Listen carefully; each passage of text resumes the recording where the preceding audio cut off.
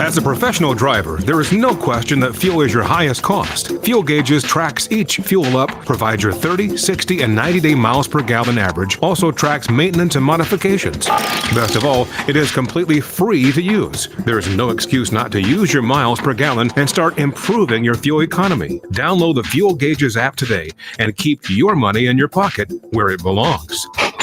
Let Fuel Gauges help you master the journey. Visit our website at letstruck.com or call Tribe Care Team at 855-800-FUEL. That's 855-800-3835. Your money, your taxes, your truck, and your road to success in the trucking industry. This is Trucking Business and Beyond, the show that puts the money where it belongs, back in your pocket.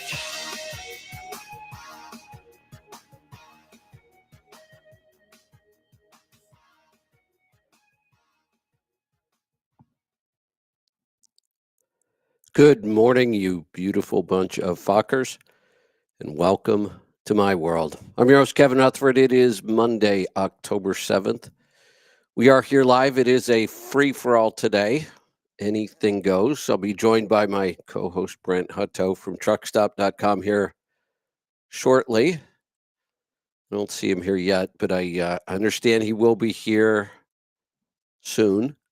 So we'll, I think I see him there. I think he just popped in. I'm just going to go ahead and grab that call. Brent, good morning. Good morning, KR. I'm on the road again, my brother. You are. I'm live from Charleston, South Carolina. Except this time, this is a couple vacation days for my wife and I. So we had a really fun time in Charleston. Well, I was going to say, you picked a great place. I love Charleston. Oh my gosh. It's, I mean, maybe I should have paid attention more in high school to my history teacher, or maybe even middle school or elementary school. I was more interested in getting outside, probably just like you. But Charleston is, people go to Boston for U.S. history. They go to Philadelphia for U.S. history. Charleston is like, right, it's the same as those cities, but for the South.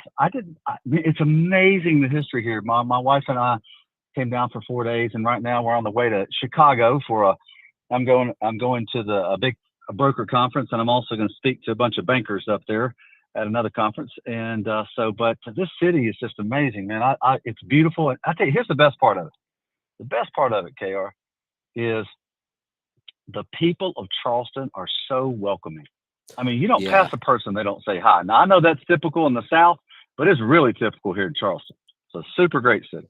Yeah, it is. A lot of fun. I haven't been there in a while, but every time I go, I always have a good time. Good seafood, too. Can't beat the seafood. Oh, goodness. We had oysters. We had lobster. We had all kinds of, it was so good. It was like, this is my wife and I delayed our wedding anniversary celebration until this weekend. So that's why we kind of put on the dog, as we say in Alabama. We just had a great time here. Good. So last week when you and I were talking, we thought the strike was going to be a big deal, and it kind of fizzled. Well, if you remember what I said was labor was going to win, and maybe I didn't say this last week, but people kept saying, "Oh, it's going to go a long time," and I said, "Nope, it's not. It's not going to go a long time." And I'm glad it fizzled. Obviously, for the U.S. freight marketplace and for the citizens, it fizzled. I've been right when the strike ended. I got here, so I haven't paid much attention to the news because I committed to my wife to just have a really, really just husband-wife weekend, and so I haven't paid a whole lot of attention to it. So I do know it ended, which a lot of people, when I was in the airport, they were talking about it because Charleston's obviously a port city. Yeah. So right. So what's the big news about the outcome from the port strike? Well, the big news really is that they just kicked the can down the road on some of these issues, and there still is a chance of a strike. I think it's like 105 or 110 days, or ends up they're going to be back at it again in January. Oh, goodness. Yeah. Oh, my gosh. Come on. Yeah. It sounds like they agreed to the wage hike. They settled on like 60-some%. 60. Wage hike. I saw that. Yep. Yeah, that's a That's a huge weight. When you're talking business, anything that goes up 60% is big. That's I don't know where they are on the automation. It sounded like they were fairly close on a lot of things, but they certainly mentioned that there is the potential for a strike. And one of the writers that I follow said you can just about bet there will be a strike. Well, I'm wondering why they, there's always strategy and politics in these things where, there's always we'll get this now and then we'll wait and do this later and sort of thing. It's always a massive, I'll tell you, the thing that gets me with the ports, and look, I'm all for the port workers, making a great living or making wherever they can figure out in their jobs, but it shows you. And you think about 66% increase over 5 or 6 years. I can't remember what the time period was, but I mean, I don't see truckers having the ability to be able to do that, to negotiate. And it's because we're in a competitive open marketplace, right? Correct. But what's not competitive is the labor pool at the ports, right? Because it's all one pool. So that's why that leverage. That's why when I was looking at what was going on. I just felt like labor was going to win really, really quickly because what else are they going to do?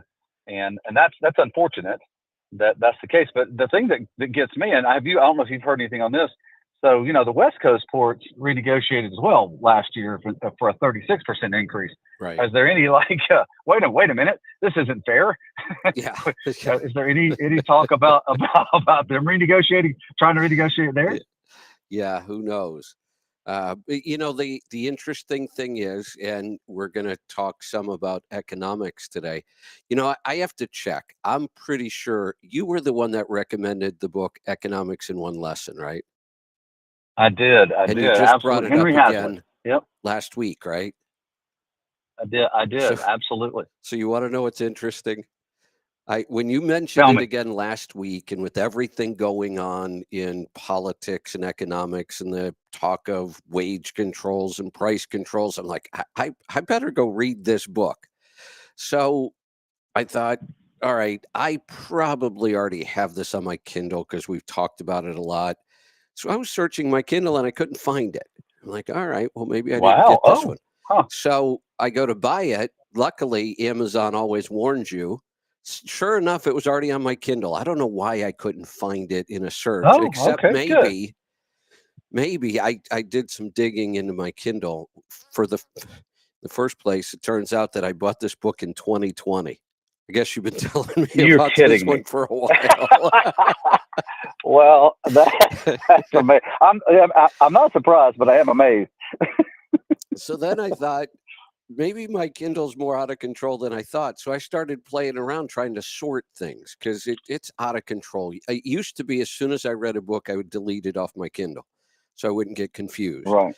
Well, over time, with all the extra books and stuff I was buying, I got lazy and I haven't deleted any books in a long time. So that's why I'm having a hard time finding things. So I realized I could sort by unread.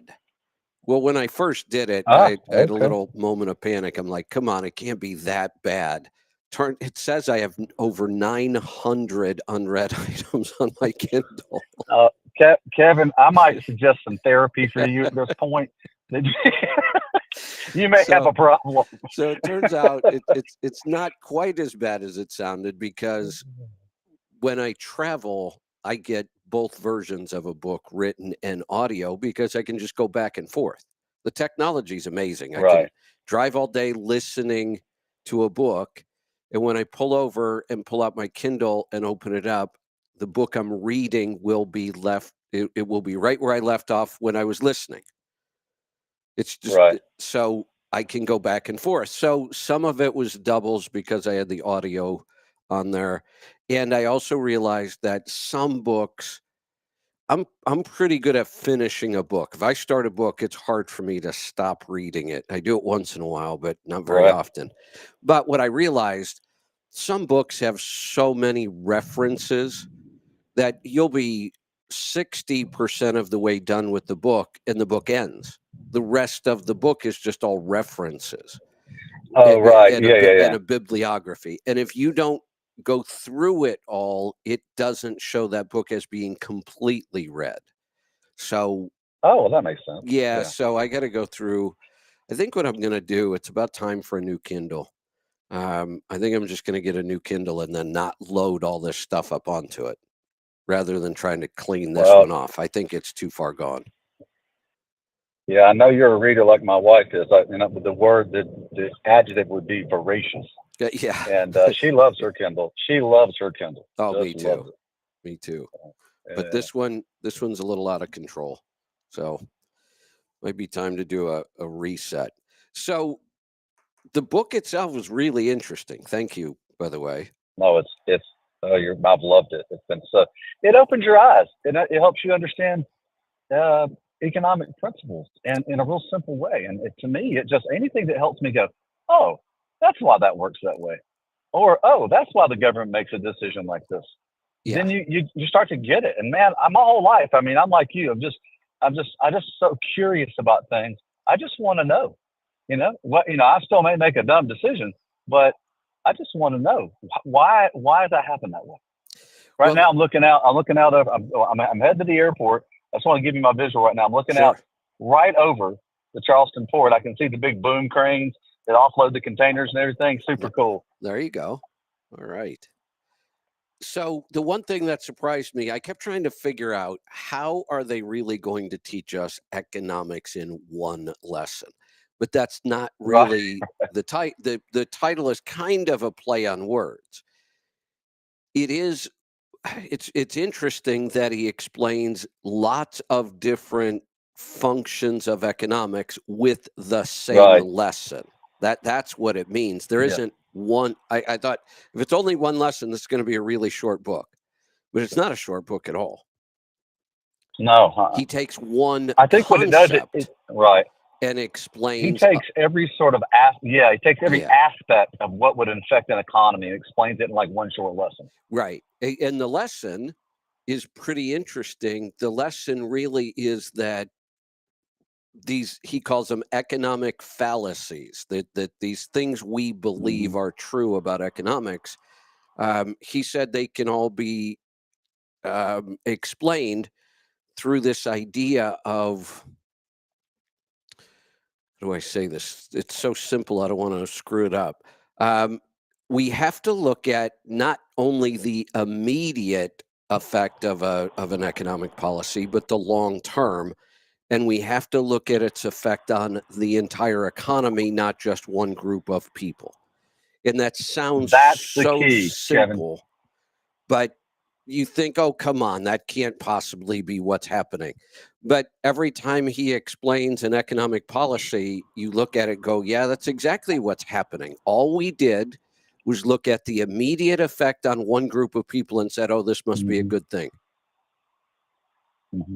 Right. Well, if you think about, like if you took, like, let's say you had personal savings and you had $10,000 in personal savings, and that was your cash flow, and you had debt of $10,000, and you paid off your debt with that $10,000, all that $10,000. You're like, man, that's fantastic. I'm out of debt. That's a great thing. Wow, celebrate. Well, guess what? You don't have now. You don't have money for cash flow. Right. So you've got a real problem.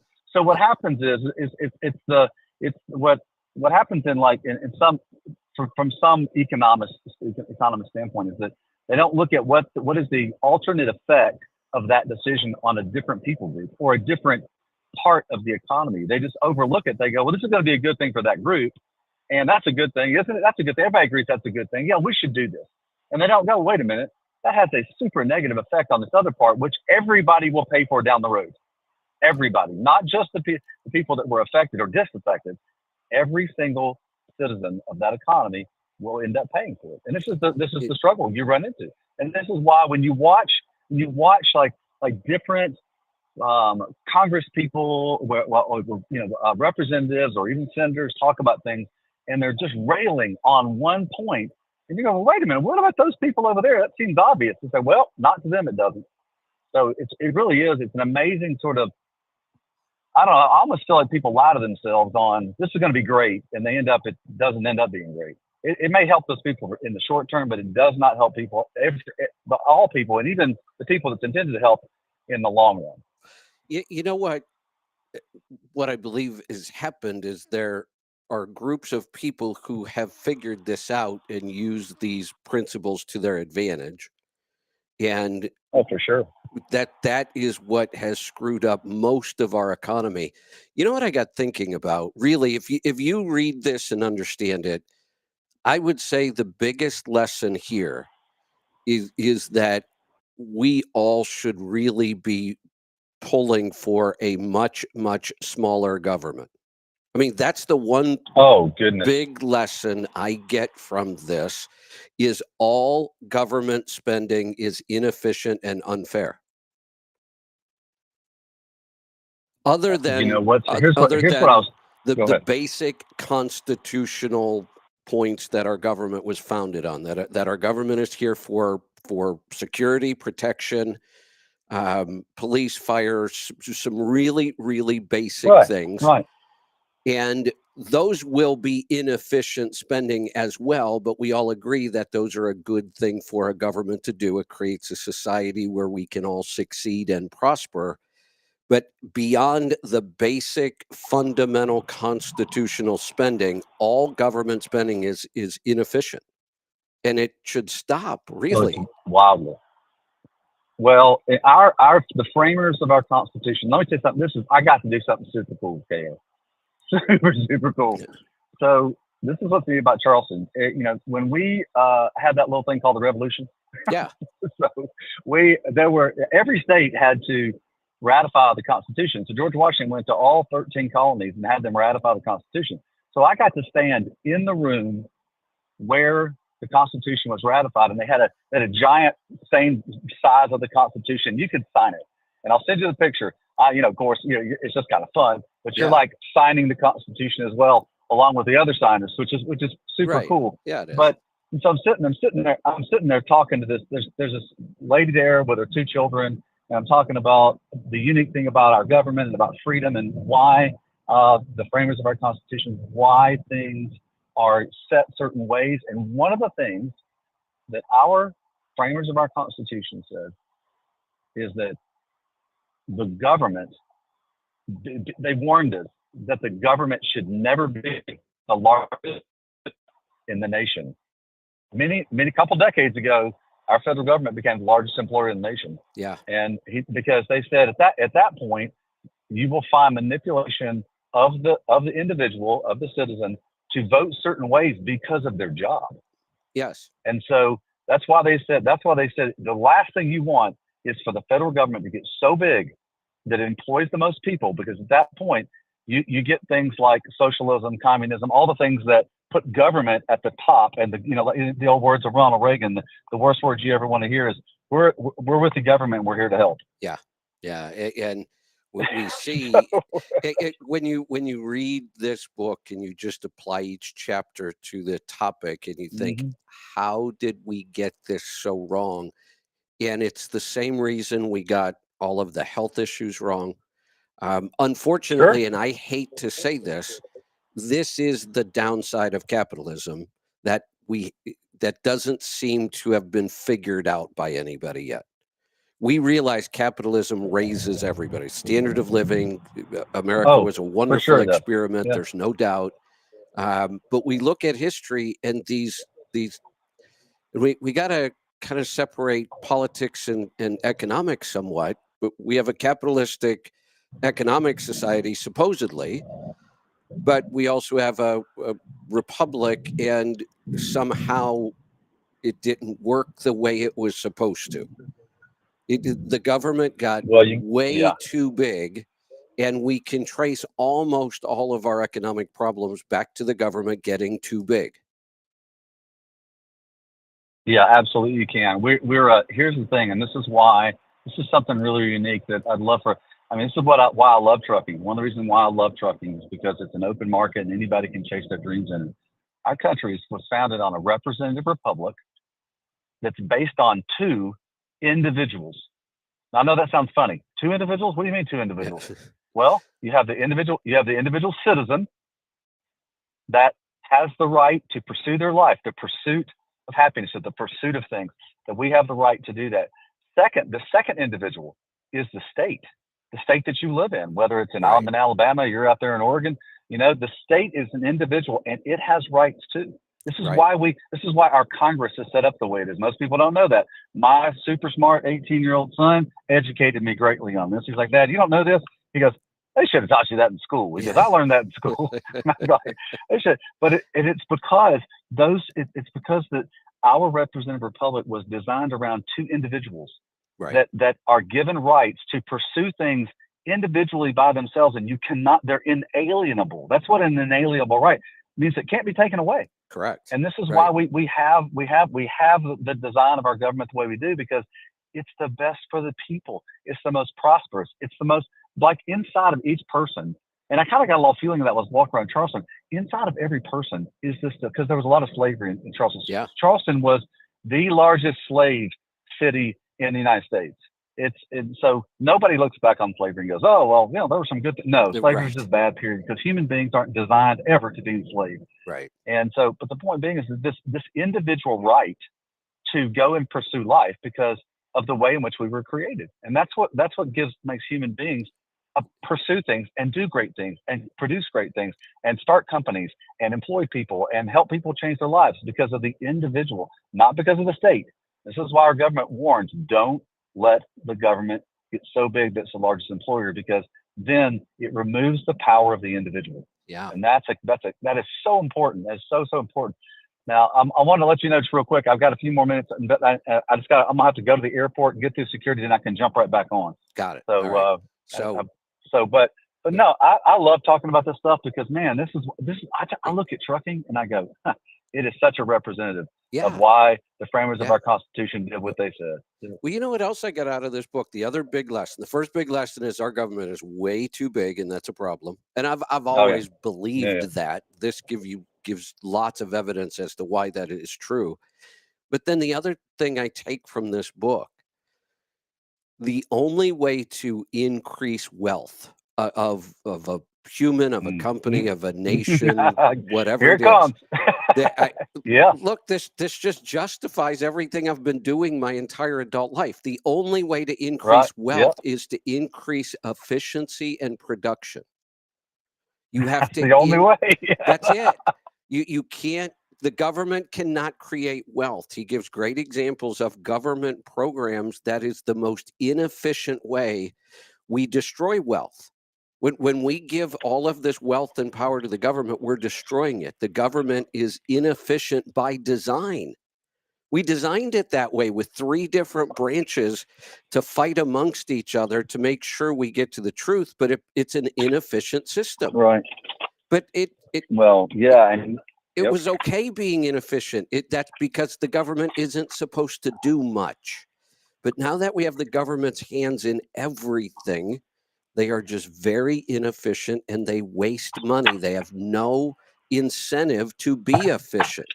And I look at what this whole show is about, it's not that, and what we talk about in business, and I don't focus on revenue hardly ever. We always focus on expenses. How can you produce what you produce more efficiently? And in trucking, what that means is, how can you drive a mile less expensively? That's really what it comes down to in our world in trucking. How do we get the truck from point A to point B, the load, spending the least amount of money possible? That's the only way to increase wealth. Well, and so I think about the ports, and this is what got me about the ports, which was one of the things in the contract was that it was written a long time ago, which was they'll take this wage if they don't modernize it. They don't make it what did you just say? More efficient. Now here's the thing, and so that's bad. Actually, that's bad for the ports. And when you're reading that book about production, when you create more efficiency, production goes up. Which, what does that mean? You get to employ more people. Yes, wealth goes up. More people are employed, more people are happy about it, right? Yeah, wealth goes up, which means more people buy stuff, more people are engaged in the economy. Whoever owns the port or owns whatever product it is, it gets to increase their production. And what happens next? They employ more people. So the union in a sense could get bigger because they'd have more people employed at the port. Here's a great example that simplifies this so much. In fact, it simplifies it so much, people are going to go, oh, well, that's just stupid. No, it's not. This really tells you a lot about this concept. So he always talks about this myth of full employment.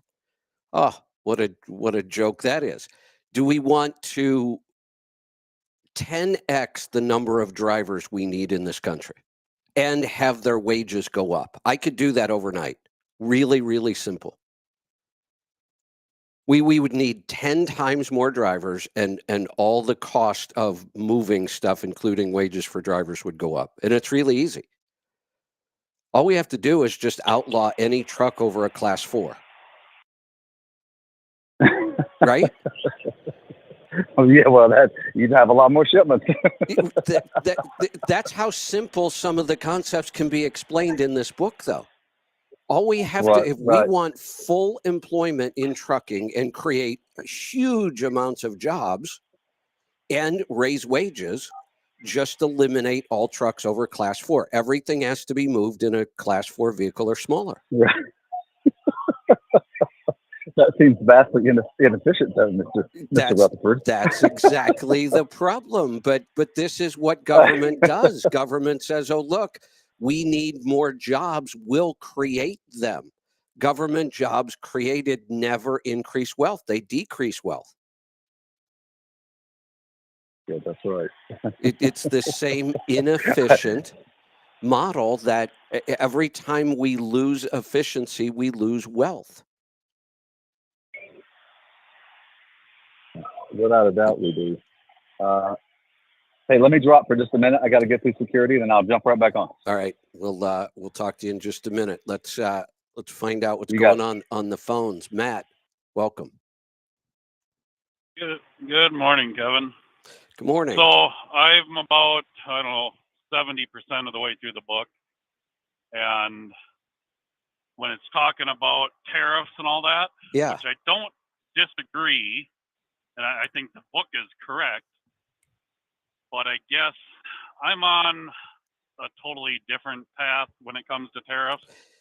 I'm not against them. I know where you're going. But I'm against even the way Trump does it of picking certain products we put tariffs on. I think we should have some type of fair trade agreement. So just for example, China, because they're our biggest trading partner, or at least importing anyway.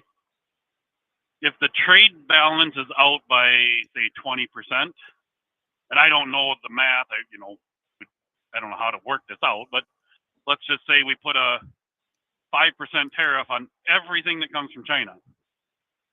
There'd have to be a formula so it automatically goes in place and it automatically goes away when trade comes back in balance.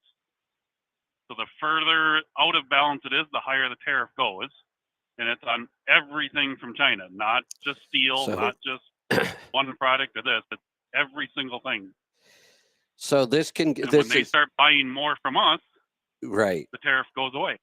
So this can get really complicated, and this is why economics are such a mess and so hard to talk about. This book simplifies a lot of things about economics, but if you remember, he does it in almost every chapter at the beginning. He certainly did it with tariffs. He makes the statement that we're not going to talk about inflation right now. We're not going to talk about this right now. What he tries to make clear at the beginning of each chapter is that there are other reasons for tariffs, or there are other reasons for these other policies that may have a purpose, but he's trying to keep it specifically to economics. And I think that's a good idea. If you understand the economics first, then you'll have a better understanding of, we might use a tariff to punish our country. We do it all the time. When a country says or embargoes, we embargo countries because they did something we don't like. Those are political reasons, not economic reasons, but they have an economic impact, and we should be careful how we use those things. And tariffs, I had the exact same feeling when I was reading it, that, well, wait a minute, it seems like tariffs might be necessary at times. But here's something else. We could confuse this even more. you're saying we have to have this balance between the United States and China. Well, the problem with that is, what about Singapore? Maybe it's not a two-way street. It's now we throw another country and it's a three-way street. Maybe we have a deficit with Singapore with one product and a surplus with China with another, but between all three of us, there's actually balanced trade. Now you start thinking about the whole world and everybody we trade with. This could get really complicated. Well, yeah, and I certainly don't have the answer, but like you say, I'm against just doing it on individual products, right? And the government just picking it. That's why my thought is, anyway, is it would just be some type of formula gets written, and I would say it should be like on a 5-year running average. So it's not like we're changing tariffs every year. It's got to kind of be, so there's no wild swings in it, where it adjusts every year, but it's on a 5-year average of trade.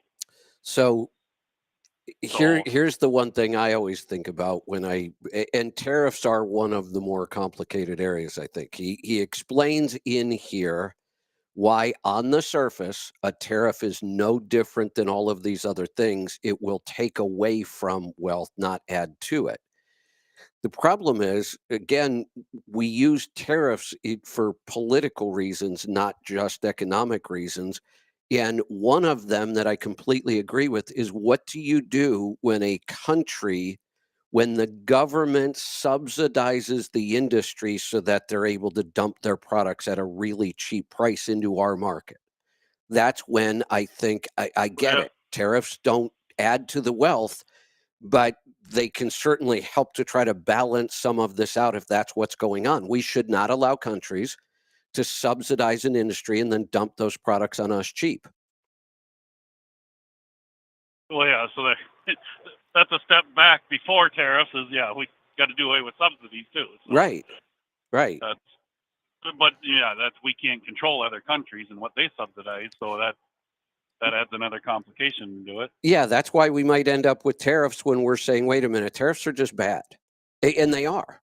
But you have to have completely equal trading partners, and then we could do away with tariffs.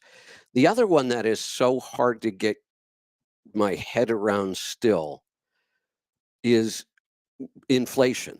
And he even says in the beginning, he keeps saying, look, inflation will screw this up. It'll change the numbers, but I'm not going to talk about inflation till later. And then I get to where he talks about inflation, and I still don't quite get it.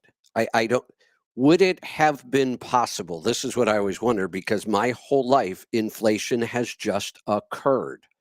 Every year, everything is more expensive. I mean, that's just the way it's been the whole time I've been on this planet.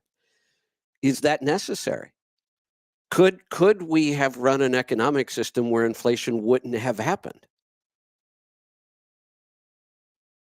This is just my opinion, because I haven't got to that part in the book. Inflation is necessary for governments to balance their books. Right. And but for a true economic survival and function, no, there doesn't need to be inflation. Right. Then why do we have such rampant inflation? We've had it my whole life. Here's the other thing that makes me crazy. The more of this stuff I learn, the more I wonder, how did we screw up so much? We've talked about our health system forever now. We are all in agreement that it's a mess. I don't think anybody disagrees with that anymore. How did we end up with such a horrible medical system? Seriously. And how did we get so many things wrong in economics? And if we could actually fix those two things, how much better would life be? Oh, yeah. What was it, Mike Huckabee? And it's not, this isn't about economics and what you're talking about, but he wrote a book back when he was running for president, and don't remember the exact name of it. It's something about a simple life or a simple government or something. And that kind of was the topic of the book, how much better life would be if everything was simple.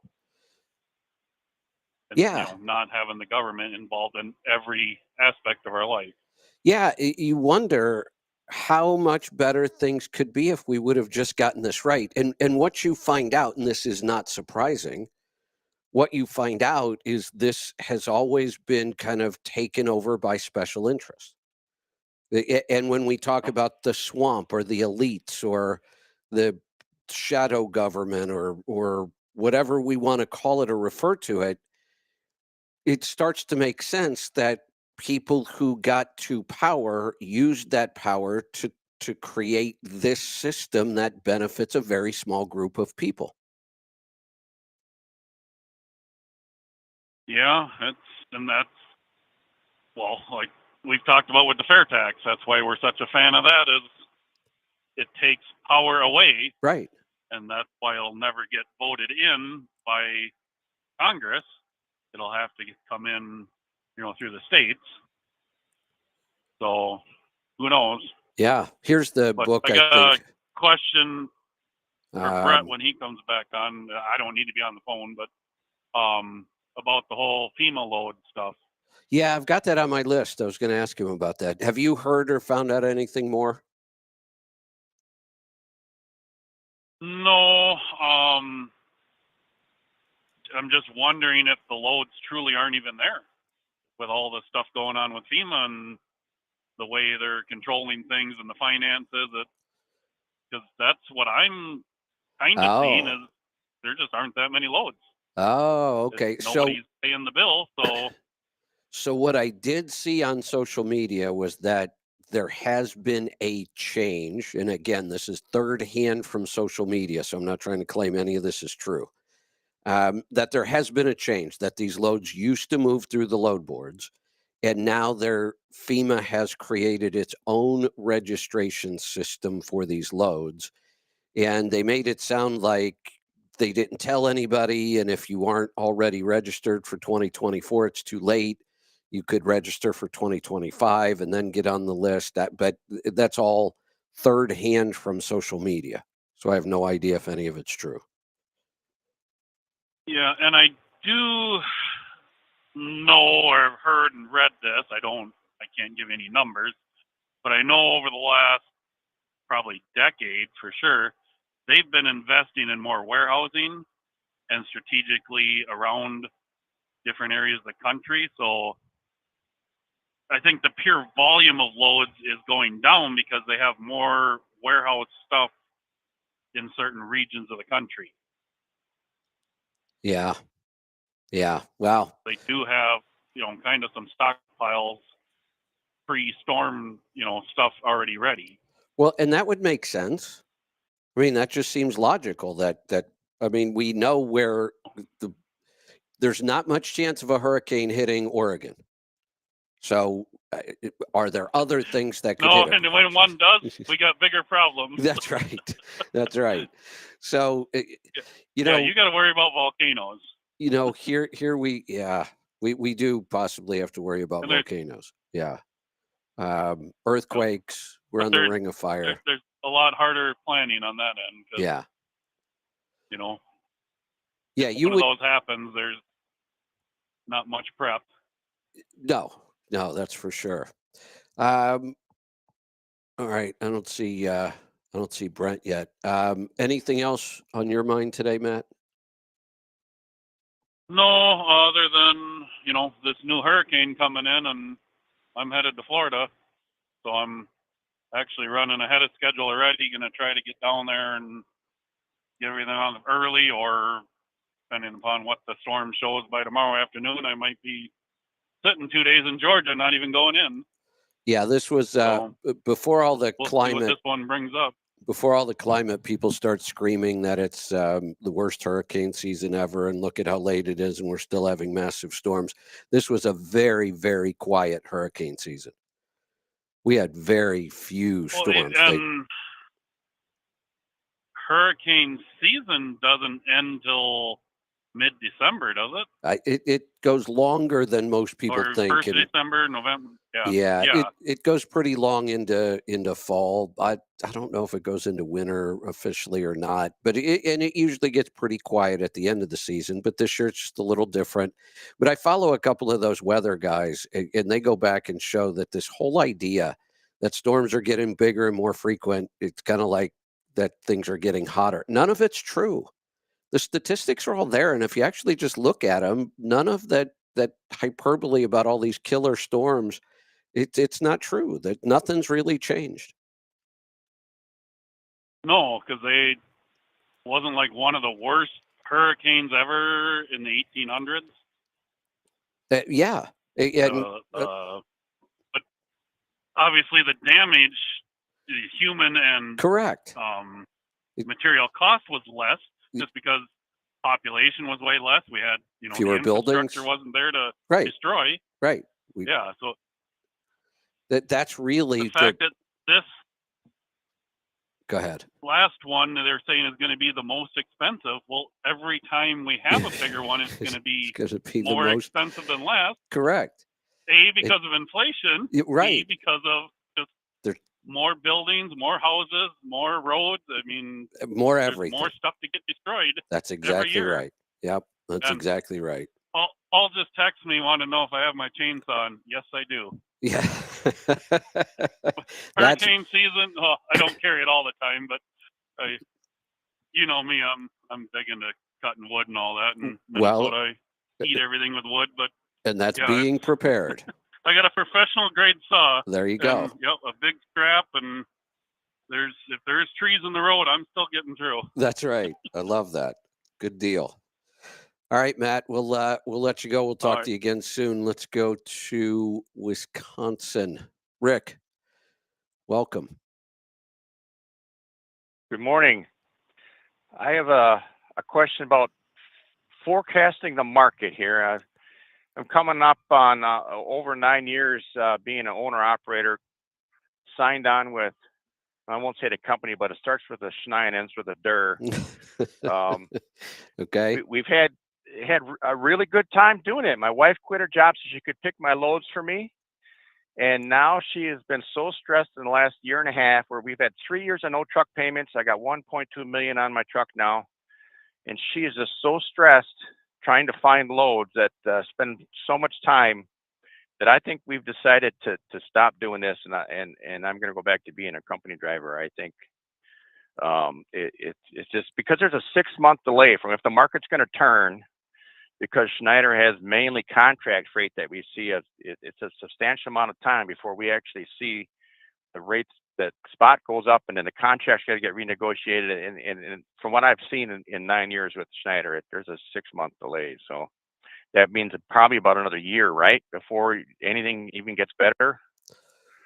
Well, I try not to make predictions. I try to leave that to people that are a lot smarter than I am, and I'm not sure that anybody has a great track record at this. And all of us, everybody I know, is still sitting back scratching their head saying, we don't know what to make of this economy. I don't see anybody talking about 2025 as being some huge turnaround for trucking. I've heard some predictions that, sometime during 2025, it's going to get better. I still think the biggest problem is we are out of any kind of a clear pattern that we're used to. And we have a crazy election coming up that could change a lot of things. And that's what I've always kind of been focused on, is I'm not sure that we can predict where this market's going. I'm not even sure if we'll be able to after the election, but it's really difficult right now. But here's the thing I'll tell you, Rick.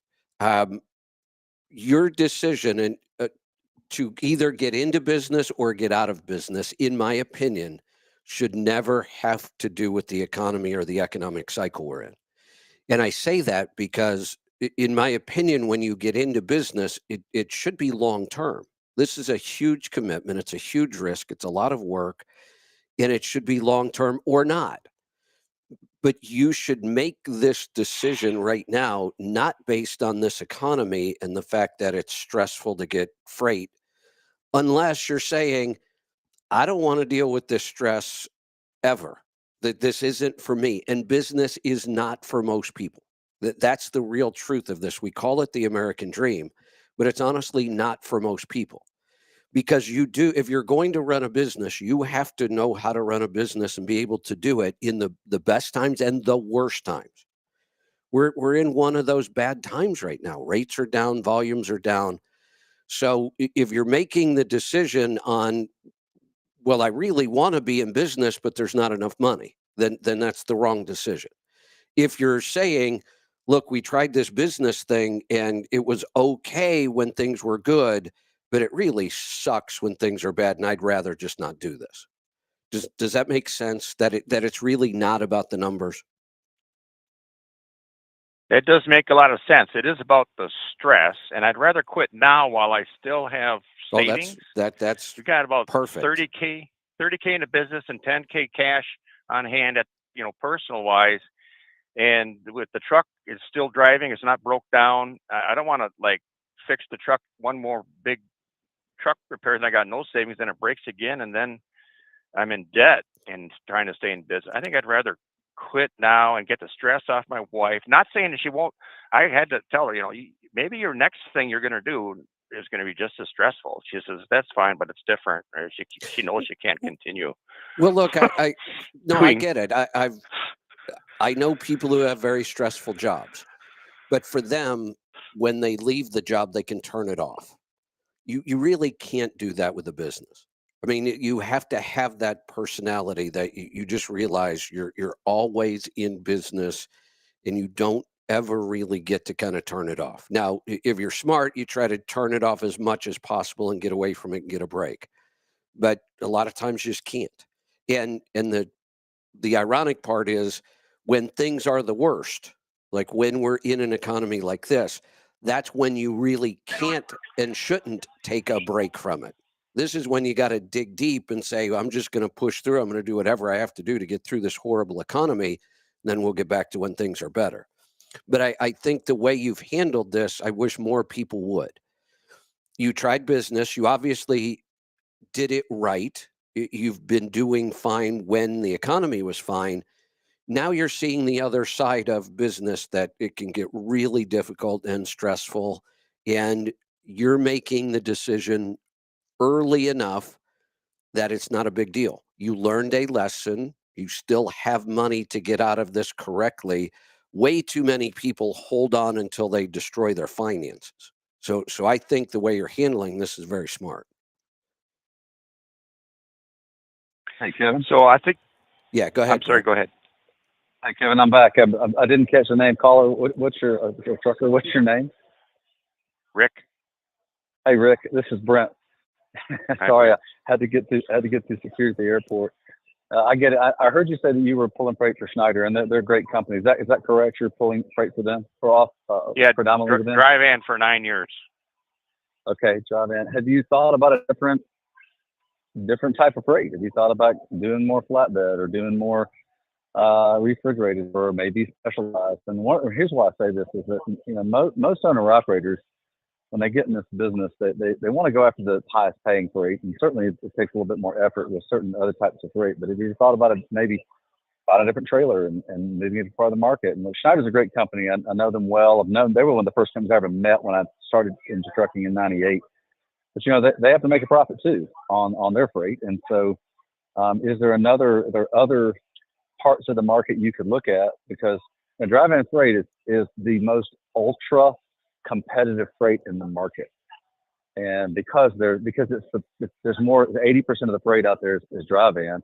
That's why all these giant fleets like the Schneider go after that part, because they can get amass such an amount that they can drive their own efficiency to make a profit at it. And so, but it's tough.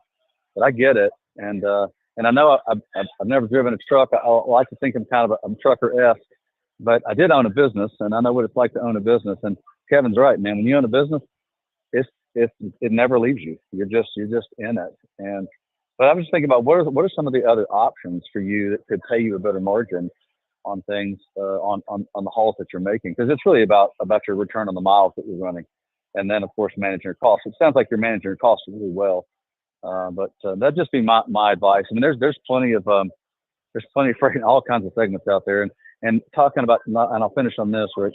2025. Well, here's what I'd say to you. Went through this crazy market which is great for the truckers, and super happy, excited about it through the pandemic. And we came back down to normal. We've got lots of challenging things sort of in the economy, inflation that just kills people. Just to give you an idea, your money is worth 25% less today than it was 3 years ago, and that's a lot of that's a lot of value in money, and that's mine too. Mine too. I got 5 kids, man. I know what it's like, and so that's a big part of it. And so when Kevin says we just need to get through this economy, that's part of it. So that would be so about 2025. What you're gonna see is we're right at the end of 2 years of a normal cycle, and so and usually it takes about 10% longer than the cycle, the good cycle you were in, for it to work out on the bottom end. And 2025 is not going to be a banner year. It doesn't mean it's not going to be a good enough year.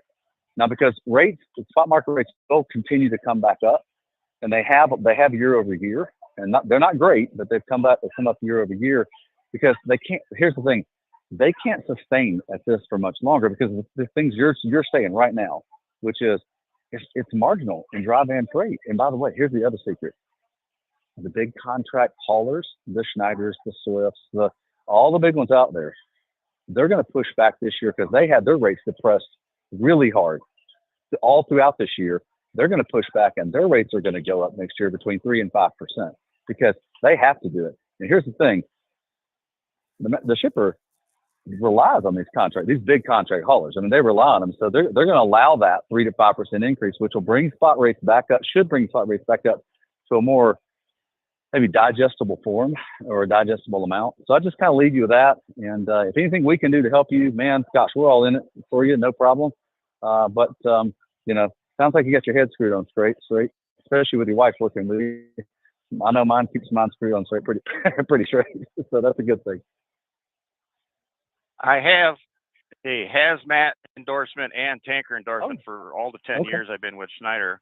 And I haven't had much use for that. A couple times a year, I get some totes that need the tanker endorsement in the trailer for, and a couple of hazmat loads here and there. But I'm thinking about doing dry. I don't want to do chemical, but dry tanker stuff, sand, or melamine, stuff like that, and be a company driver. We really gotta. Like Kevin says, I'm glad we did this, and we learned a lot. 10 years, another 8 years, I'll be 66, and I don't know that I would want to really be driving much. I'm kind of in the ramping it down section of my life. I don't want to put up with any more of that really high stress like that we're putting on ourselves. I understand. If other people are putting, if we got someone to blame for it, that's better than just, that's because we're in business. This is what we got to do. No, I think we're going to get out of it, and I got to figure out what to do with the truck and all that. So the way to market, too much stress. Yeah, and I got you. I'll have to give you the bad news. There's never a good way out of a used truck. And unfortunately, we're in a really depressed market for truck prices right now. You're not going to get much for this thing. And that's just the way it is, and there aren't many ways around it. And it's also difficult to sell a truck on the open market unless you've got somebody with cash. Finance companies won't touch these kind of deals. So I think I'll just keep it and then turn it into a toy hauler. That's not a bad idea. I was going to recommend, if you could afford to keep it, you might be better off. If you can afford to keep it and turn it into something useful, that's even better. But sometimes when the prices are this low, you'd be better off sitting on it. Maybe some opportunity comes up later, or maybe the market turns around. You might be able to sell it for a little more. Usually not. There's usually no good way out of this. That's why I say the bad news is getting rid of a used truck is usually not very profitable and not very easy. I can park it on my son's property under some tree kind of area, but I suppose tarp it and put comprehensive insurance on it, and just wait a couple of years. Maybe prices will go back up on used trucks. Maybe I will be able to get rid of it then. But it's always possible. So if you don't have to get rid of it right now, sometimes it's better just not to. Yeah, that's a good call. I think. Now, should I park it with full tanks of fuel and DEF, or Yeah.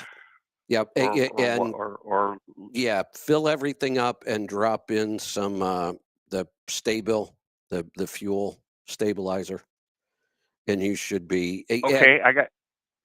And the other thing you want to do once in a while, you don't have to be, crazy about doing it on the 3rd of every month, but you should start and run this truck occasionally. And really the biggest reason, honestly, is to eventually just run the fuel out of it and put some fresh fuel in. Okay, and just idling, it's fine. I don't need to run it down the road, or. Well, you can, except it takes an awful long time to go through fuel just idling. And idling is really hard on the truck and the emissions. So I would say once in a while, maybe just take it and drive it enough that you got to put some fresh fuel in there. I'll have to look in what it costs to even get a plate and insurance, so I could even just take it down the road. Yeah, that's true too. So sometimes you look at all these other factors and you go, well, I can either let it sit there and know that after a year, the fuel's going to get pretty stale. Most things on a truck that sit are not a problem anymore. I've talked about this. You can let a truck sit for 10 years and very few things deteriorate the way they used to. Hoses, seals, all that stuff, the materials are way better. Very little deteriorates on a truck or a vehicle that sits. The one thing I worry about is the fuel. Is fuel stabilizer for diesel different than gas? Stabil makes a product for diesel, yes. Do not use the same product as gas. It will be designated for diesel. Or they may have a multi-use product, but you want it to say diesel somewhere on the bottle that it's a diesel conditioner. If it's both, and I don't even know if that exists. It's okay, but make sure that it's made for diesel. Roger. Thank you. Yeah, we've been blessed with 3,500 net a week for 9 years, and then this last year and a half, it's a lot less. You've had a good run. Most businesses don't make it past 5. We even stopped our simple contributions this year so we could keep our cash in our savings accounts. Yeah. And now they're going out of business, not having revenue come in. We have to stop the simple altogether. Yeah, you've done all the right things, and I think it is time you've come to the place where I think it makes sense for you to do what you're doing. I think you've done a lot of things right, and you'll be able to get out of this without any real downside, and you had a good 10-year run. Appreciate it. Hey, you're the best too. You know that. Well, thank you. Give good advice. Thanks. Hey, that's the reason I did a lot of my decision making is listen to your show. So. Well, thanks. I appreciate your show a lot. And Brett, I like that. I like your contributions too. It's been nice. Oh, thanks, Rick. Thanks, Rick. Well, the industry's better with you. Sorry. I mean, look, life moves forward, and sometimes you got to make those hard decisions. And to hear Kevin say, to give his advice on it is makes me feel more comfortable that you've made the right decisions. And look, exiting something well is as hard as getting into something. That's exactly right. And so it's tough, man. So it's so true. Look, I had to exit a business when I was 25 years old, and fortunately we were able to pay off the creditors to their satisfaction, and I didn't bankrupt. But boy, there's not any part of it that I go, God, man, I wish I could have stuck around. But that's what led me to trucking, and I'm super excited that I ended up in trucking because, man, this is the industry that I love. It has taken me a good 6 months to really have it set in that I'm going to stop being self-employed. I couldn't see a way to adjust to stay self-employed in the industry with the considerations of all the stress of my wife and the rest of my life. Our 4th grandbaby is coming along. Let's have more home time in my next venture. So there you go. That's all part of it. Now you've thought this through. Balance. You've done it right. You've taken your time. You thought about it. I think you're making a good decision. Yeah, it was hard, but it took me a long time to fight that. I want to stay in business. I want to stay in business. No, I know. Go enjoy the last, whatever you got, 5 or maybe 10 years in the industry. Enjoy your family. Enjoy the grandkids. it's a good time to get out based on where you are. It's also, Brent, I want to say it's a good time to get in, but this election still has me a little worried. But that's not going to be long. What are we down to 30 days now? Less? Yeah, not long. Yeah. Not long at all. I tell you what, it's hey, the thing I do appreciate about Rick though is he's taking his time about making that decision to exit, and super important that you take your time to do anything, because closing out something right is really important, because it helps you with what you're going to do next, with whatever you're going to do next, and that's super important. But Rick, you'll never hear me argue with anyone about margin for their life, that it creates more opportunity to be with their family, especially their grandkids, which that's eternity walking across the floor every day for you to stare at and enjoy. So y'all won't argue with you on that one, buddy. Brent, if we look last week, the contract rates came out, and the contract rates right now, the average contract rate is less than the average cost of operating a truck for a big fleet. The big fleets have to be losing money on a lot of their freight right now. Well, let me just say this to you, because I heard this. They signaled this, and this is for every owner operator out there, JR. They signaled this at the beginning of the year. Two of the largest haulers in America signaled that the margin that they were making on contract freight, and contract freight is one-way long-haul freight. All right, so that's spot market freight, because 90% of spot market freight is one-way long haul. So they signaled. Now look, for all of 2023, they enjoyed like 10, 12%, 14% above the market, above market. Now I'm not saying that's above trend. In other words, they were doing really well in their contract freight. That's why the spot market went to where it went so quickly, because all the contract haulers weren't turning down any freight. They were just taking all the freight because they were doing fine on it. So they signaled at the beginning of this year that they were not going to haul as much one-way long haul, and they were going to shift some of their contract trucks into the dedicated marketplace. And I've got a great slide on. I'll send it over to you. It shows the transfer of one-way long haul into dedicated, because they can make more return on their dedicated trucks than they can on their one-way contract trucks, because the marketplace. And here's what they're doing. Most all these large contract haulers have very successful brokerage arms, and they're pushing that freight into their brokerage arm because they can get a truck at a lot less than market, 10, 15, almost 20% below market. And that's the spot market, everybody. That's the spot market. And so that's why you're seeing the prices kind of like shift around some, because more freight's coming in here, because right now they can, look, big companies work month to month, quarter to quarter. They don't think long term. They think, because they have to think quarter to quarter, because that's the way their investors, the way the people, or they're publicly traded. That's the way that they're evaluated. So if they can do something that can shift, and they can get 2, 3, 4, 5% more in a quarter, that's huge for them. And this is why this transition is going on, moving their contract trucks to dedicated, and then taking some of the contract rates that they're getting, because these shippers still trust them to move it, and they're comfortable with the spot market. They'll say, fine, as long as you're responsible for it, move it any way you want to. So the spot market, the freight is getting more freight in it. And this is why you see the outbound tender reject index on Sonar staying at about right near 5%, which is the industry average. So this is why rates have continued to edge up just a little bit over last year. It's because more contract freight is coming into the spot market. This is why I'm maybe a little more hopeful than not hopeful on the rates beginning to move up very slow. They're going to move up slowly, but they're going to continue to move up, because it's not sustainable for the spot market either, the rate that it's doing. Yeah, we're certainly kind of lingering at the bottom. And this was the one thing we talked about. We knew we were kind of at the bottom, although rates dropped a little bit. The contract rates did. But there's no doubt it is a very tough environment when rates drop below the cost of operating the truck for those fleets. I'm also working with in my coaching program, I'm working with a family business that has been around for decades, family trucking company, and they're circling the bowl. And it's been frustrating, because I've been working with, it's a family run business. I've been working with one person and the rest of the family just doesn't want to see that the industry has changed.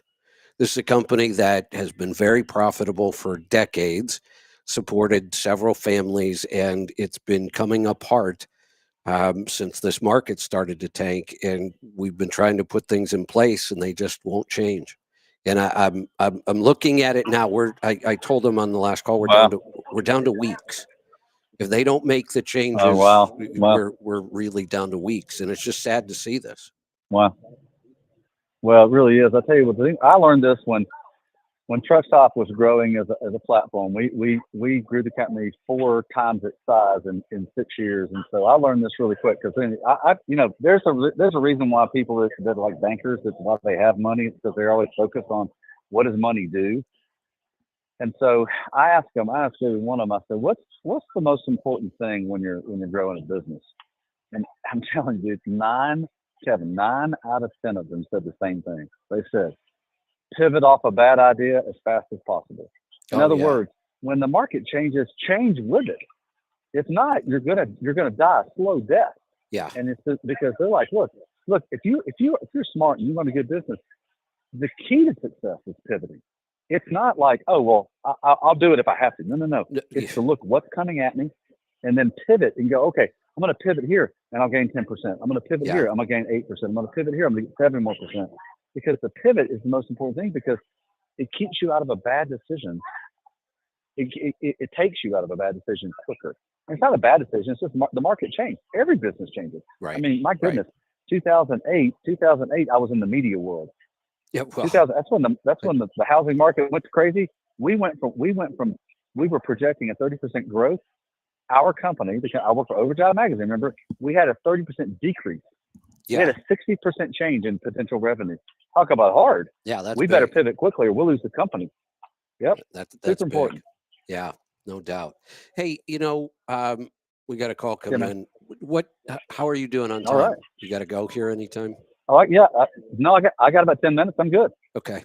One other thing I was just looking at my notes from the book, and I haven't finished it yet, but I'm about 3/4 of the way through it. Yeah. One of the other things if we could figure out how to get people to shift their thought process on this, and this is hard for me to say because I'm a numbers guy and I talk about the numbers all the time. Right. One of the things and I don't even remember what the sentence was in the book, but it was this idea that money itself, the money is not the wealth.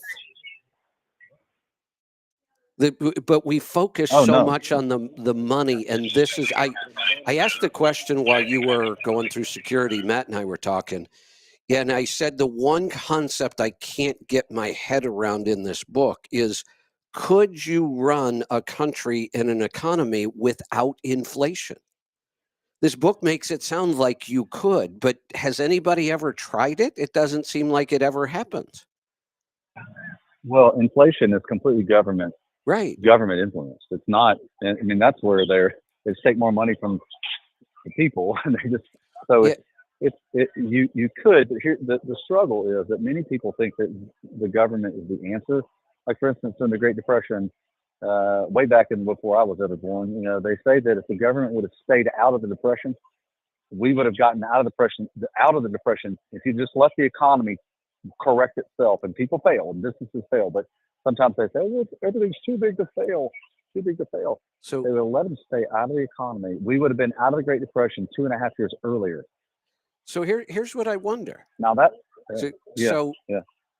So I'll go back. When my parents bought the house I grew up in, they bought it in the early 60s. It was a 1,200 square foot split level in a suburb with a little bit of land. They paid $25,000 for that house. Is there a way that we could have run our economy that same comparable house would still be $25,000 today? Well, possibly. I mean, it just depends on part of it's supply and demand. Like for instance, beachfront property is not the same as correct, right, inland property. And that's why I said a comparable property, right? Because the only reason it costs more is because of inflation, and the book makes it sound like you could run an economy without inflation. but nobody ever has that I'm Well, aware you of. have. Well, yeah. Here's the problem, Kevin. We humans don't like pain. We just don't like it, and Right. we're going to run from it. And so the thing is that if you're willing, it's kind of like it's kind of like raising kids. If you're willing to let your kid go through some pain, they're going to learn things a whole lot. Oh, no they're doubt. going to learn things a whole lot faster. No A doubt. whole lot faster.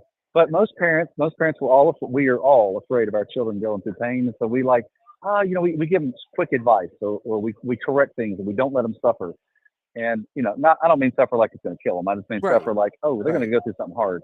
And then, but when we go through things hard, here's the thing: the time frame lasts less. It lasts a whole lot less. And when there's less, there's a more opportunity to come out of it and do well. So it's really about just the willingness to want to go through pain, and that's business, and that's life, and that's those that face things quicker get out of the situation quicker, and they enjoy life more. Well, but you got to be willing to address the pain. We just had a great example of that. The guy who's going to get out of business after 10 Yeah. years, but he's doing it Rick, right. Rick, yeah. Sure. He's facing it. He's making the decision, and then he's taking action. Oh, he's for sure. being very proactive, and that's what I normally don't see. What I see is people in his position will just struggle month after month after month trying to save it. And the pain goes on much longer, and it's usually much worse. He's doing it right. He won't have to suffer any real financial consequences from this. He's got cash. He can hold on to the truck. He's not behind on his taxes.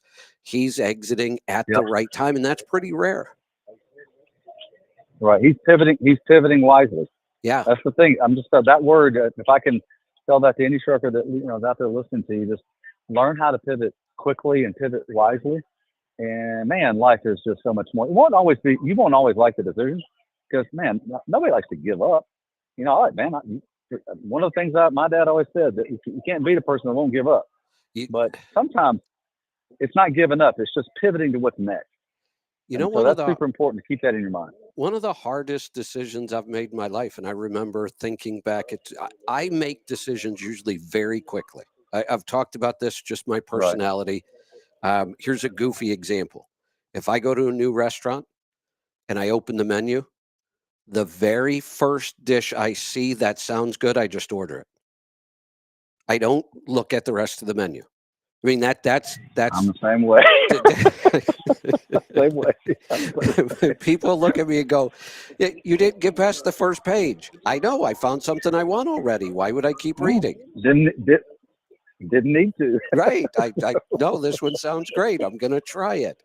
So I make decisions quickly. I've talked about testing. For whatever reason, I test really well, and I am almost always the first one done in a room taking a test. Almost always. I don't think there's ever been a time when I wasn't in the top 3 of being done first. Because for me, I look at a question, I either know it or I don't. And thinking it through usually isn't going to help me much. So I make decisions usually pretty quickly. But the hardest decision I've made that I can remember was the decision to sell my trucking company. That was not an easy one.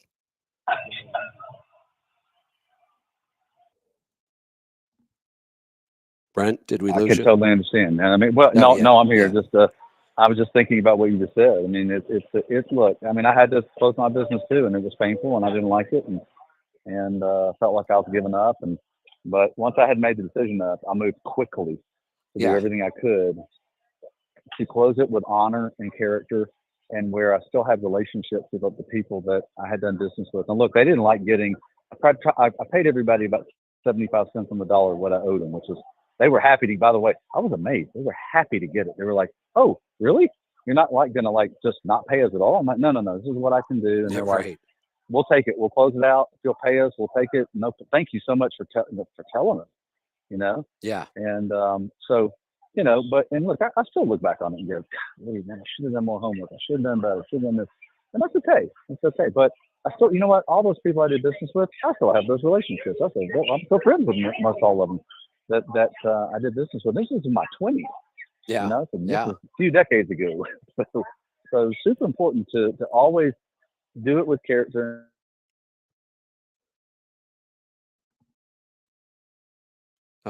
Brent. And that's why you want to do it. There you are. You're yes, back. Sir. Hey, I just Angie's getting questions. People want to know what book we're talking about. Oh yeah. Want to give it to them? Economics in One Lesson by him. Yeah, Economics in One Lesson by Henry Hazlitt. Hazlett. Kind of an interesting name. That's why you can look it up. Yeah, it is. I will say this. This is not one of those easy reading, feel good books. It is an economics book. And you, in fact, I'm glad I'm reading it and not listening to it. Now, I know for a lot of our listeners, listening is much, much better. And if I were traveling right now, I would listen to this book, but I would want to read. This would be the one that I would get the printed book and the audio if I'm going to be traveling, because I want the printed book. Yeah, I mean, listen and read it. Yeah. So, because it is a fairly simple concept, but then it gets applied to very complicated things. Our economy is very complicated. This idea, you know, and the main premise of the book, you look at it and go, well, duh. Of course, that's how we should look at this, except we don't. We don't ever look at anything this way, but it seems so obvious. Of course, the lesson of the book is you can't look at just the short-term consequences of an economic policy. You have to look at the long-term consequences. And you can't just look at one group. You have to look at how it affects the entire economy. That is the one lesson of this book, right?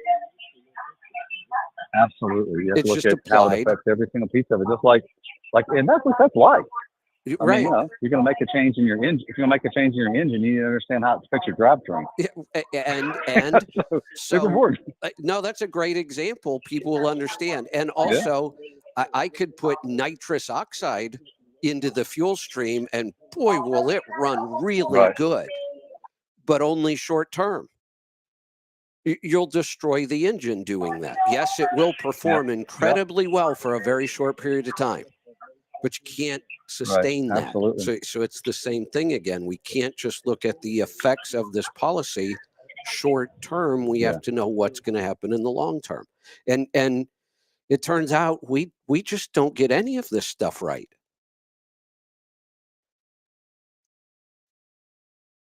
Yeah, absolutely. Thank you. Yeah, sorry, Kevin. I'm trying to get up.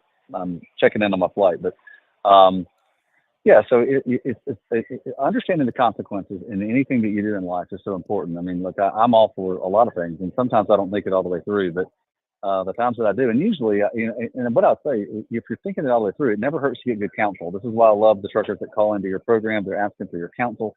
So when you get good counsel for things, you're able to like be patient with your decisions, listen to all the potential outcomes, and then you can kind of make a, you know, what I like to call a wisdom decision, where you're like pulling, okay, well, given what these other people that I trust say about this, what kind of decision do I need to make now? So that's kind of, you know, look, I trust myself, no doubt. You should, you know, but you always want to bring wise counsel into it when you're trying to make a decision on something, because then you can make what usually is the most rounded decision for yourself, and then you kind of go, okay, well, I've considered as many things as possible.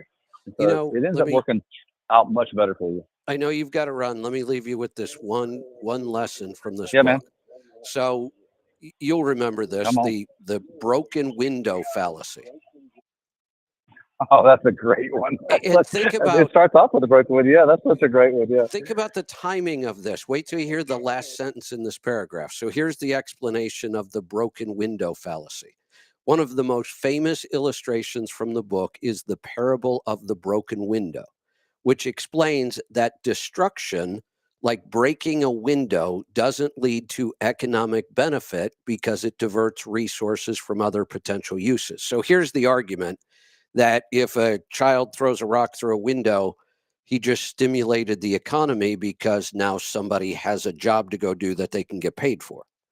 And on the surface, you think, oh, well, that makes sense. Except, then why don't we all just walk around breaking windows all day? Right? I mean, if this would be good for our economy, then we should all just break all of the windows in our house. We'll look at all the, it's kind of like saying all we have to do to stimulate the trucking industry is outlaw big trucks.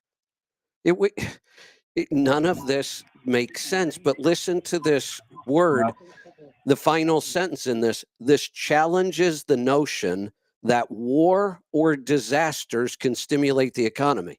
What have we all been talking about? Oh, look, all the activity from the war. Oh, look, we have another storm coming. Look at all the loads we're going to have.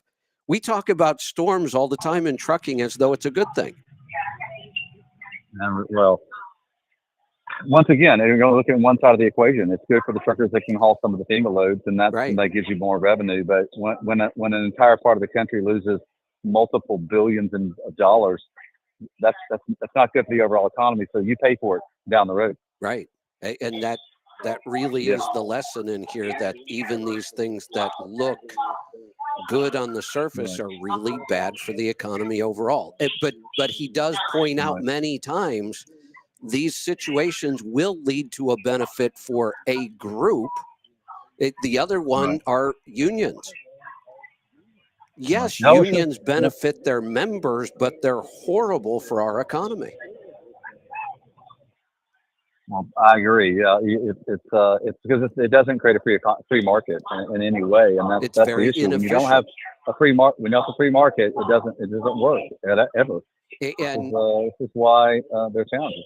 And in this last strike, the biggest sticking point seems to be that the union doesn't want anything modernized.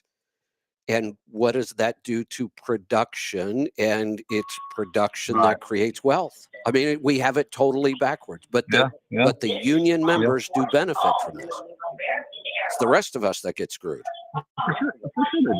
For sure they do. And I don't want to be against them at all. I'm just saying you got to look at the overall set of that thing. Yeah. So, hey, Kevin, one quick thing I want to point out, before I have to go, is that like, for instance, last week, I just looked at the numbers for last week in the marketplace, and boy, we had a pretty significant increase in rates. They went up quite a bit. They went up over 20 cents in the overall marketplace. And you had van went up, flatbed went up, refrigerated went up. They all three went up quite a bit. The van was up 7 cents, flatbed was up 10 cents, and refrigerated was up looks like 8 cents. My point about this is that there was a signal that the strike was going to cause problems, and you already knew that Helene caused some problems, and that's just in the geographic area, and not problems. It was going to make rates go up because whenever freight is constrained, rates go up, and so I say this because we were talking about planning for your business. Look, if you're a trucker out there, read the news. You know what's coming at you. If you know there's some challenges in the market, you should be able to get better rates on things. Just for maybe if it's just for that week or that 10 days or that 14 days where marketplaces. Because remember, as you and I've said over and over and over, it's a supply and demand marketplace, and the stress on the economy puts stress in different areas, and stress means usually rates will go up. So it was really kind of a I wouldn't say it's like encouraging. It's just something to watch when you know there's going to be uncertainty and or any chaos in a marketplace as big as freight rates should go up. So you should be able to negotiate a better rate. If you're not, then you just missed it. So I would just say pay attention to the overall. The data's out there. We publish it for free every week. A thing called the Spot Market Insights. We're happy to give it to any trucker if they want to reach out to Truckstop or just at truckstop.com to get it. We'll email it to you every week where you see what's happening in the market. Excellent. All right, Brent, I know you got to get on an airplane again and get some more miles under your belt, so we'll let you go. All right, buddy. Well, great being on today. Thanks for what you're doing to help the truckers, and happy to be your partner anytime. All right. Good talking to you. Take care. We'll talk to you again next week. Let's go back to the phones. Let's go to Ohio. Herschel, welcome.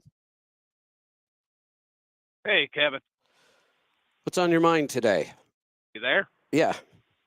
Well, I called the Cardio Miracle just for kicks and grins, and they told me, because I wanted to know, that stick, that single serve stick, the little packet, is 2 of the new style scoops. Got it. Okay. It is 2. Okay.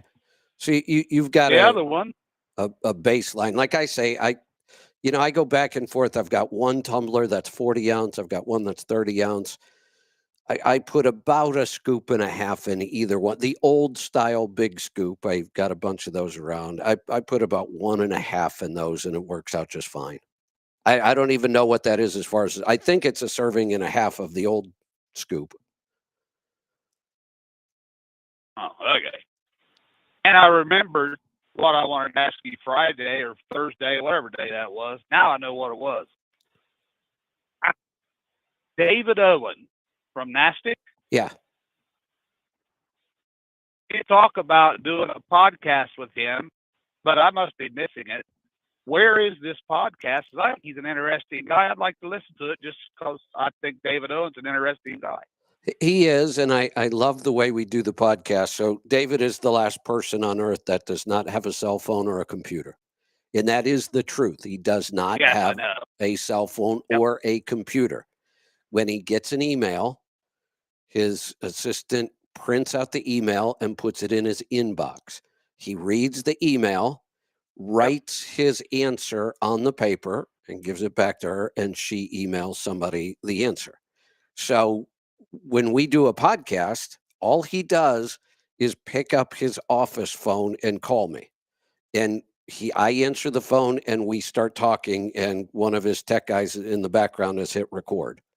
And that's it. We just talk. It'd be just like if he called me on any given day and we just started talking, which is what we do. Right now, that podcast is only available to their members. David, I kind of figured that's what it was, but I never heard you say. David does want it to go out to our tribe. So we are working on getting those episodes on our app. So eventually you will be able to go back and listen to them all. I'm pretty sure we will have access to all of them, and we'll put them up there. I know Aaron's working on it. Okay. All right. That's what I was curious about. I thought, I hear you talking about it, but you never say where we can hear it. So yeah, that's why. Should be on the app sometime soon. Okay. Good enough. Thank you, Kevin. You're welcome. Thanks for the call. All right, let's go to New Jersey. Danny, welcome. Good morning, Kevin. How you doing? Good. What's on your mind today? I got a lot on my mind, Jeff. You know, especially, I mean, you stimulate, and I think you can identify with this when you used to listen to Bruce Williams. Oh yeah. You know, I mean, just the ability to think about things. But I got what I believe is a little insight into things. Like I have a personal friend who works on the pier, and over here in New Jersey, Port Elizabeth, and by trade he's a mechanic. And I just want to give a brief background about him. Could I do that? Yeah, go ahead. Because I get into the weeds. How I found him, my 2003 Coronado, I had an issue with the optimum idle, and he wasn't able to fix it. And he's the type of guy where he went home that night and he got every book online that he could to figure out, to read about it and everything. And he wound up fixing it for me. But he was attached. I called on Wednesday with Dr. Tracy. I maneuvered over here all of my career through the union power that was here, and he is attached to the unions here, the Teamsters. So he was brought in to the organization that I work for. And and I'm going to brag about myself a little bit right now. He was getting really good work. It was delivering food to the supermarkets and everything. And he would they would give us directions on how to get to the first stop. And then we had to find out how to get from store to store after that. And I would give him directions, but he never trusted me. He'd always put the store into the GPS, and I would beat the GPS all the time. And I attribute that because I use nothing but maps. I got more than $1,000 worth of maps. And back when I started in 1975, if I was going, to Boston, or if I was going something like there, I would call the police department and I would say, listen, I'm coming into this certain location. I would talk to the front desk, the desk sergeant, and he would give me directions on how to get to the location where I had to go. But I just want to, like what we were talking about earlier on, you were talking about the economy book, and then you kind of dovetailed off to the other book that I don't remember you saying, on how they're able to create chaos, and then they come in and they control the chaos. That's in a book written by, oh man, don't let me forget it now. Hegel is his last name. Friedrich Hegel out of Germany. This is where Marx and and Engels studied under him, and that's where the Communist Manifesto came from. But that's what we're experiencing right now within our government, because our government is so big that, and we've been, like I kind of dovetailed into this on Wednesday, we've been pummeled to be groupthink. You know what I mean? Like I always stood, like I was saying, as an individual. The company that I decided to lease my truck with wasn't a company; it's a family-owned co-op. But they were unionized. I had to pay union dues, $125 every month. I was required to carry $5 million worth of insurance, which technically the average, there were 120 owner operators that worked there. And they didn't realize that we're paying for the whole fleet. We're paying for all the company trucks and everything. But This is the decision consciously that I made. But I just want to promote one thing. There's an individual that I follow a little bit. His name is Richard Werner. Have you ever heard of him? Doesn't sound familiar. He's in economics. Well, he did. He wrote the book, The Princes of Yen. Of the yen, I think it is, The Princes of the Yen, and he studied Japanese economics after Hiroshima, and he breaks down the whole central banking system, but he's very simplistic because I can understand them. And I watched a video last night, a short one, a half hour, and it's the banks make money out of nothing, and it's the Underground Revolutionary is the YouTube provider, I guess. And I followed him, and I spoke about Catherine Austin Fitts before. She's got the Solari report, and she's the one that was in underneath George Herbert Walker Bush's administration. She was assistant secretary to HUD, and she found $21 trillion missing from the Pentagon. And what she teaches is on how they're lulling us in right now into central bank digital currencies. And she really stepped up her teaching, I'm going to say, because I find her on YouTube. But, I don't have the money to pay for her newsletter, I'm sorry to say. But ever since the trucker strike up in Canada, she really stepped it up. And she has relationships with RFK and Richard Werner. She teaches about Richard Werner. And there's one other individual that I think is totally extraordinary. A young woman, she's in her 30s. Her name is Whitney Webb, and she is an investigative reporter along with Mark Goodwin. And she does videos, and she breaks down like what they're doing about Bitcoin. I know you spoke years ago about Bitcoin. Did you ever, I have a slim understanding on what it's about with the blockchain and all that. Did you ever really drill down into that?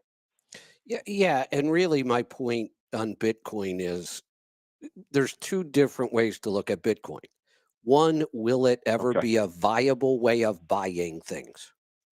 Yes, you can buy some things right now. It's complicated. It's not a simple, it's almost like when I was on Sirius XM, it was really easy for somebody to find me. They had a traditional radio that they're used to. They turn to a channel. There's a show, you can listen to it. Now that I'm not on Sirius XM anymore, you can still listen to me. The show's actually better, but it's much, much more difficult for somebody to find me now. It's That's just true. It's just not that simple. That's the problem with Bitcoin for buying something right now. It's not simple. You don't hold a dollar bill in your wallet or a certain account in your bank and use a card. It's a whole new way of buying things. That's one issue. Will it become a viable currency? The other big issue that I try to warn people about, though, is many people look at Bitcoin as nothing but an investment. That is a really bad idea. Most people don't have the understanding of what the risk is. And even if you have the best understanding in the world, we have no history. One of the ways we make decisions in investing, what's the one investment I recommend all the time? The S&P 500 index fund, correct? Correct. We have about 100 years of how that reacts to everything in the market. If interest rates are going to go up, here's what's going to happen. If inflation is going to go down, here's what's going to happen. We have 100 years to look at that investment and say, here's how that investment reacts when this occurs. And even with that, we're still not very good at predicting where it's going. But with Bitcoin, we have no history to speak of whatsoever. And I just warn people that investing in anything like that is not amateur hour. You will get your ass handed to you 9 times out of 10. I agree with that. I think a lot of the investing is being done out of fear. And this is why I'm kind of talking about Whitney Webb. She does a deep dive into BlackRock.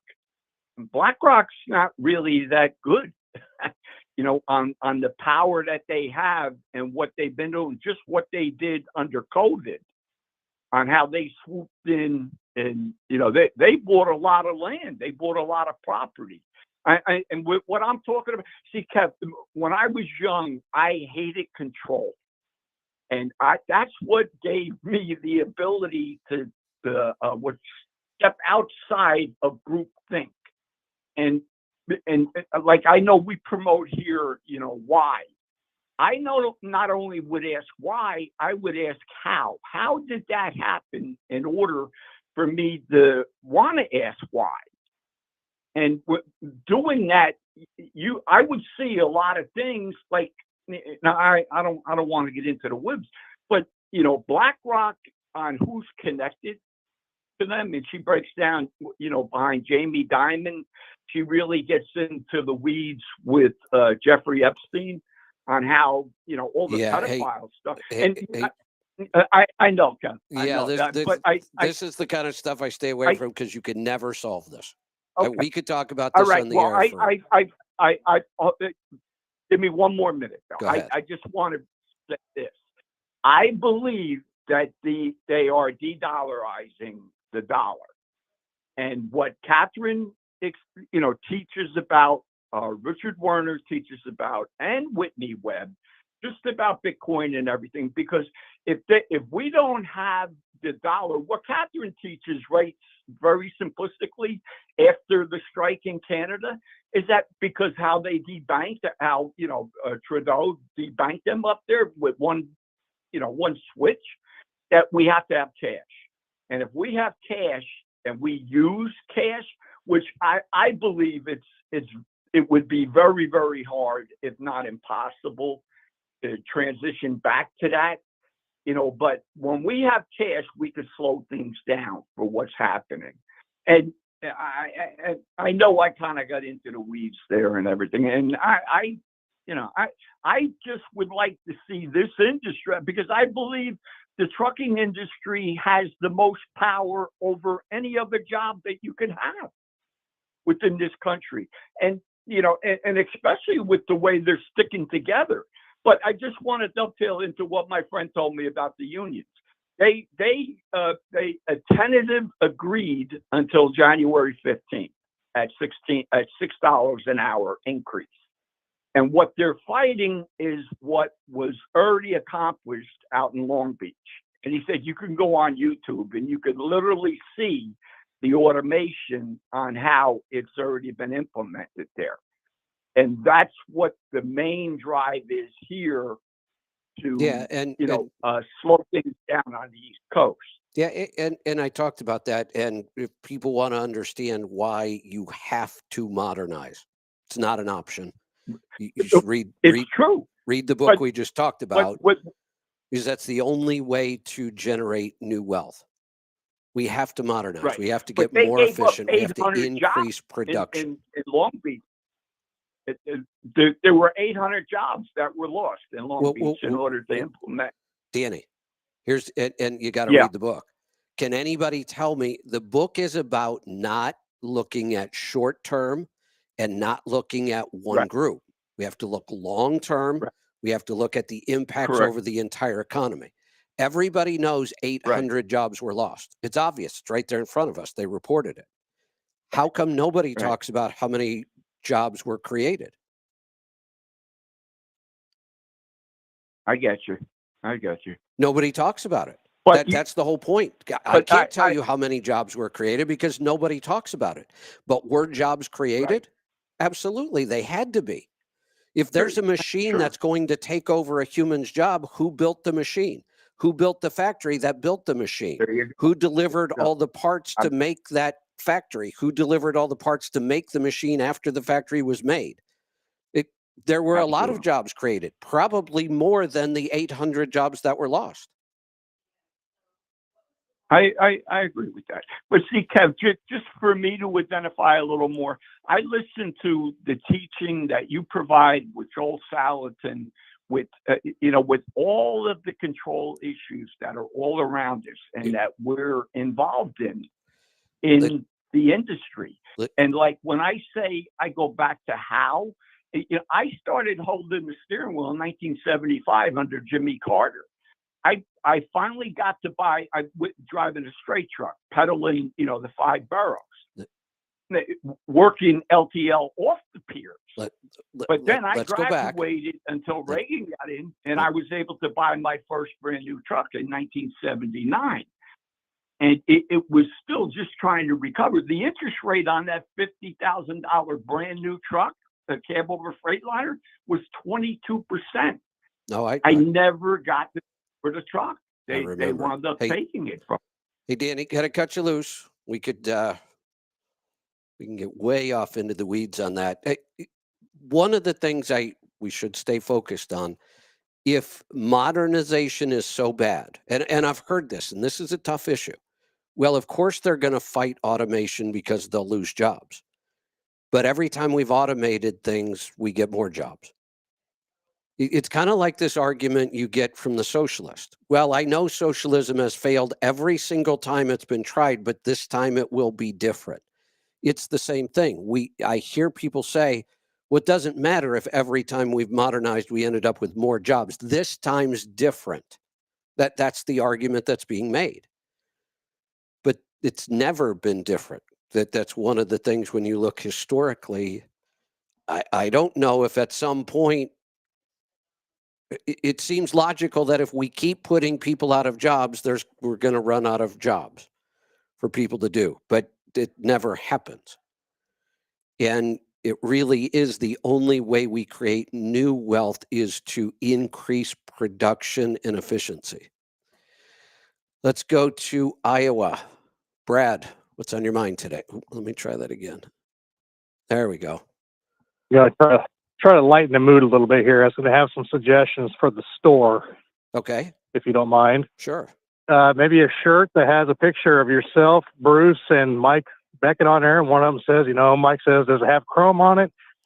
Kevin Rutherford asks, does it have cardio, or do you take Cardio Miracle? And then Bruce Malice is saying, are you running the catalyst? That would be the a good one. Trifecta of left truck. That would be a good one. I like that. Just need to figure something out for Henry and Joel, though. Yeah. The reason I was calling is I think I called here a while back. Have a health question. finally got myself weaned off the paroxetine, and I was going to see if there was anything in your store or something else that would work in its place, because since I have been off, I've noticed my temper is a lot shorter than it used to be. Okay. So I didn't know if there's something like a supplement or something that would work in its place.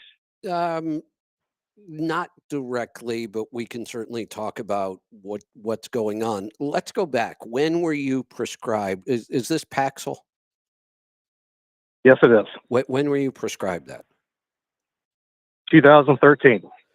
So what would, if you can think back to 2013, what was the symptom that led you and the doctor to come up with this drug? What problem were you trying to solve in 2013 when he prescribed the drug? Well, this is me, just from what I can remember. My wife just told me my temper is short and I was kind of irritable, and she thought I should try to get on something to help take care of it. So, wow. Me personally, I don't know what I was doing, but my wife kind of felt like I needed some help, and so I went to the doctor and told her what she said, and that's how it got prescribed to me. Wow. So we've come to the place in this country where we now think emotions are disease. Yeah. And that some toxic drug is going to fix our emotions. Yeah. And then, not really in her defense, but in her defense, we had just had 2 new children, and stress at work and everything else. And I may have been a little bit short at the time for a couple conversations, but regardless, I was on it for 10 years. I finally got myself weaned off. It took a while, and kind of got past the what do you call it, the nips and the zips. You kind of feel like your brain's flying apart. And I've noticed that my temper is a lot shorter than it used to be. So would you say it's worse than it was in 2013? I can't remember that far back, to be honest with you. My guess is it might be. So we exacerbated the problem more than anything. First off, before we talk about any supplements whatsoever, and there really are no supplements that will do what this drug did. That's a good thing, because this drug did nothing good. There was no upside to this drug. I know sometimes it might feel like, well, I wasn't so angry, but you didn't fix anything. Here we are a decade later, and we have to deal with it again. Yep. And we have the side effects of the drug. The drug altered the way your brain works. Mm-hmm. And that's evident in the fact that it's so hard to quit. And it is hard to quit, so congratulations. Yep. Let's talk about your diet before we talk about supplements. Carnivore. Pure carnivore with maybe every once in a while, if I have a hankering for something other than meat, there may be some broccoli roasted in butter and how long have you been things of that nature. No bread. Oh, I think I started this back in 2020. And what were the results? What changed when you Well, changed? My heaviest, I was at 250, and now I'm at 208. And I've been I stopped at 208, and I think I called you here a couple months back asking you if Paxil was known to halt weight loss, and you said it had, so I kind of started weaning myself off that as well. Yeah, it absolutely does. All SSRIs are one of the side effects is weight gain. We know that because it messes with hormones. Weight gain or loss is all about hormones and not calories. That's why we don't talk about calories. Everybody else does. It doesn't work. We talk about hormones. Any drug that interferes with your hormones is going to interfere with weight loss or weight gain. And this is affecting your hormones. That's why we've got the anger. Have you had your testosterone levels checked? I have not. That might be something I would recommend here. I would also recommend adding some carbs back into your diet. If you're really hardcore carnivore, and it sounds like you might be, we might want to experiment with, say, 50 grams of carbs a day or less. and make sure they're not, grains. White rice is fine. Some fruit is fine. Some honey's okay. Maple syrup, some veggies that you might like. And I wouldn't worry too much about the carbs right now. I'd try to add maybe 50 grams back in. Let's see what happens with that. Are you using any coconut oil or Mind Fuel? Yes, I am. Which one? Both? Well, it's Bulletproof Coffee. That is the oil that you put in your coffee in the morning. I take that every morning.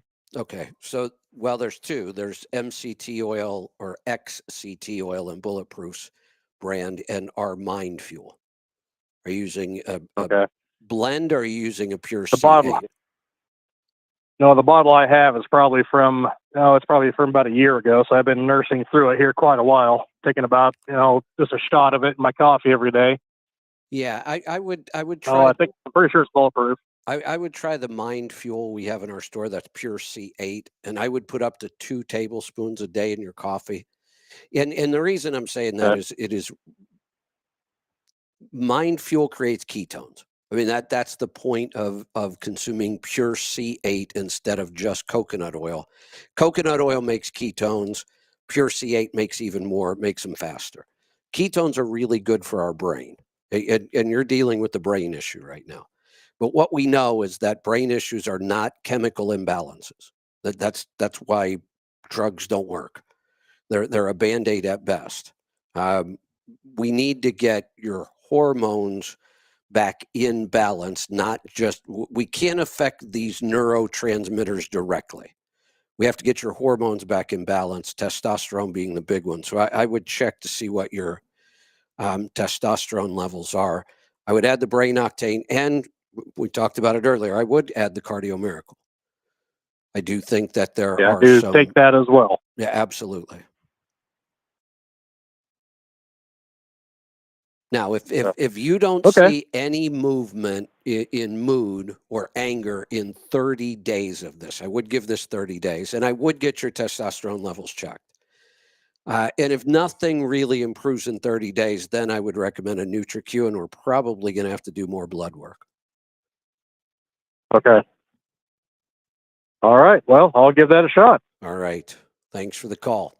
All right, we are going to wrap this up for today. I've got some things I've got to get on with, and we will see you back here tomorrow for the Power Hour. Be safe, be profitable, be fit and healthy. Always do the hard work and master